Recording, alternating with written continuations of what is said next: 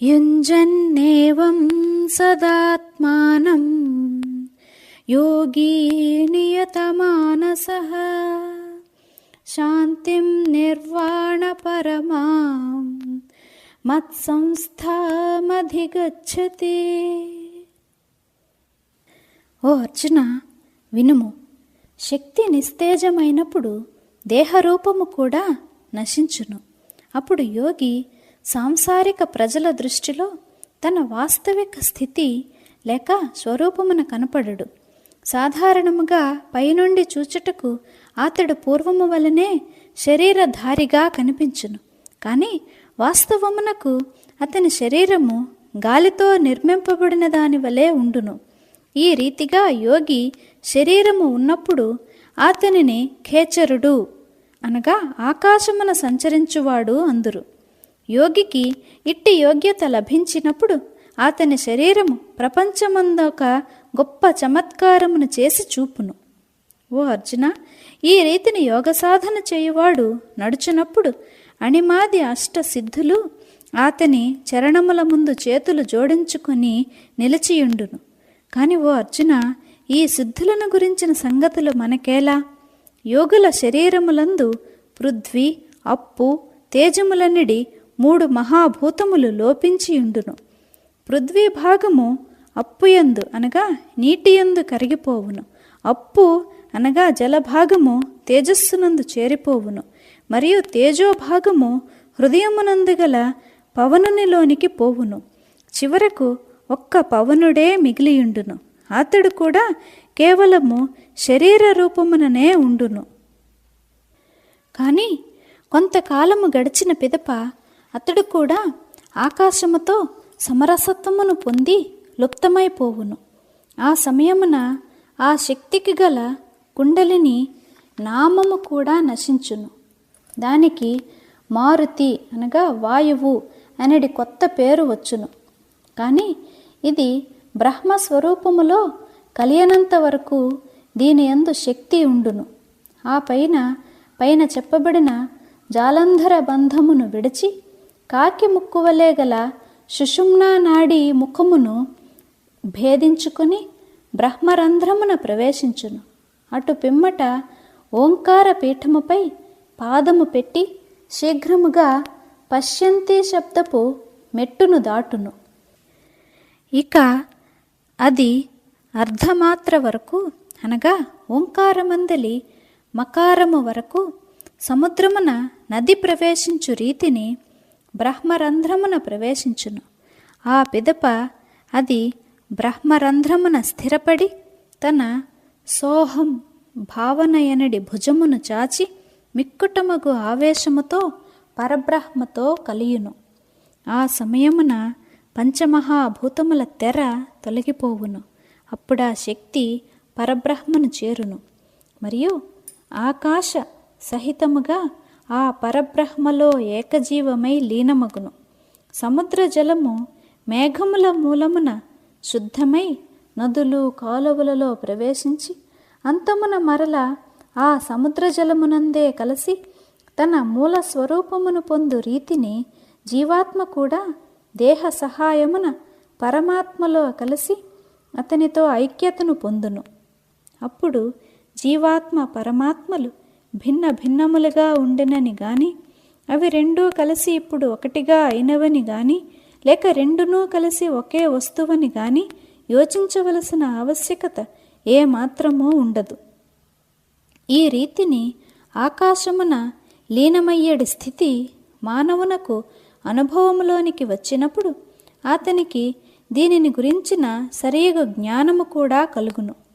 ఇందుచే ఆ వర్ణనను సంవాద రూపములోనికి తేదగిన మాటలే లభించుటలేదు.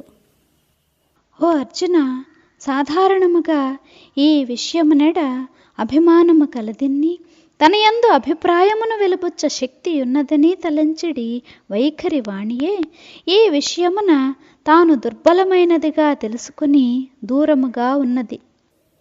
కనుబొమ్మల వెనుక భాగమున కేవలము మకారము అనగా ఓంకారము యొక్క తృతీయ మాత్ర యొక్క తెర మాత్రమే ఉండును.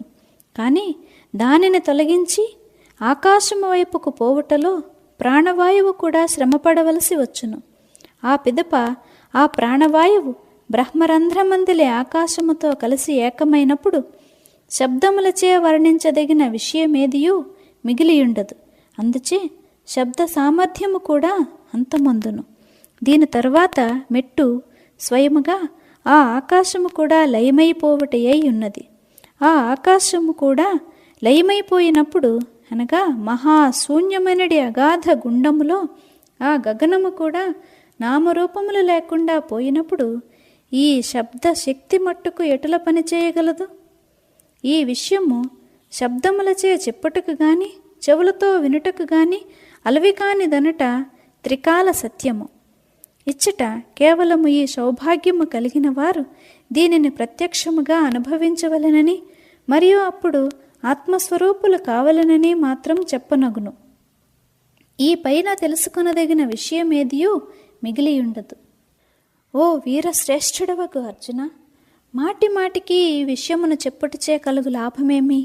ఈ రీతిని శబ్దములు కూడా ఎచ్చటి నుండి వెనుకకు మరలును, దేని యందు సంకల్ప వికల్పములన్నీ నశించును, యోచనయనడి గాలి కూడా దేనియందు ప్రవేశించజాలదో, ఏ ఉన్మనీ అవస్థ సౌందర్యము చతురావస్థ అనగా బ్రహ్మాత్మక జీవన్ముక్తి యొక్క పూర్ణ వైభవమో, ఏది ఆదిరహితము అపరిమితము సర్వశ్రేష్ఠ తత్వముగా పరిగణింపదగినదో, దేనిని జగత్తు యొక్క ఆదిబీజము, యోగ సాధన యొక్క అంతిమ సాధ్యము మరియు ఆనందము యొక్క కేవల చైతన్య రూపముగా తెలుసుకొనవలెను, దేనియందు ఆకార మర్యాద మోక్షము యొక్క ఏకరూపావస్థ మరియు ప్రారంభము అంతమనడి హద్దులు లేకుండా నిర్మూలమగును, ఏది పంచమహాభూతములకు మూల కారణము, ఏది మహా తేజస్సులకు కూడా తేజస్సు, మరియు ఓ అర్జున, దేనిని నా ఆత్మస్వరూపముగా ఎరుంగవలెను. నాస్తికుల వలన భక్తజనము మోసగింపబడుటచే ఎవడు సగుణుడై ఈ చతుర్భుజ ఆకారము ధరించవలసి వచ్చెనో, అట్టి మహాసుఖాత్మకమైన పరమాత్మ తత్వము వర్ణనాతీతమైనది. కానీ ఆత్మస్వరూప ప్రాప్తి పొందిన పురుషులు అంతిమ సాధ్య సిద్ధి అగునంత వరకు దృఢ నిశ్చయముతో ప్రయత్నించిన వారు, నేను పైన చెప్పిన రీతిని తమ శరీరమును సార్థకమునర్చుకొనిన వారు శుద్ధులై నా సమానులగుదురు. వారి శరీర కాంతి చూచుటచే వారు పరబ్రహ్మయనడి రసముతో శరీరమనడి చట్రములో పోతపోసిన స్వయముగా పరబ్రహ్మ నిర్మిత విగ్రహములే అని బోధపడును. మనస్సున ఈ విధమగు అనుభవము పూర్తిగా కలుగుచో ఇది జగత్తు కాదు, ప్రత్యక్ష పరబ్రహ్మమేనని బోధపడును. ఈ మాటలు విని అర్జునుడు మధ్యలో ఇటులనెను, ఓ దేవా, మీరు చెప్పునదంతయు సత్యమే. ఏలననా మీరు ఇప్పుడు చెప్పిన సాధనా విధానము వలన తప్పక పరబ్రహ్మ ప్రాప్తి కలుగును. దృఢ నిశ్చయముతో యోగాభ్యాసమనర్చువారు నిస్సందేహముగా బ్రహ్మత్వమును పొందుదురు. ఓ దేవా, మీరు ఇప్పుడు చేసిన వర్ణనము వలననే నాకెంతో బోధపడినది.